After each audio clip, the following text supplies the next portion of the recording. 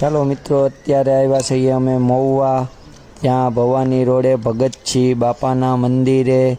ત્યાં અમે સહપરિવાર ફોટો પડાવવા માટે ભેગા થયા છીએ. મારા ભાઈના છોકરાની જનોઈ છે, તે માટે ફોટો પાડવા માટે અહીંયા ખૂબ સરસ આ સ્થળ છે, તે માટે અમે બધા અહીંયા ભેગા થયા છીએ ફોટો પાડવા માટે.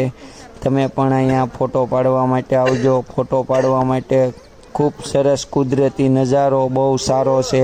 અહીંયા એક વખત ફોટો પાડવા માટે તમે પણ ફેમિલી સાથે બધાય આવજો. ફરવા માટે પણ સ્થળ બહુ સારું છે.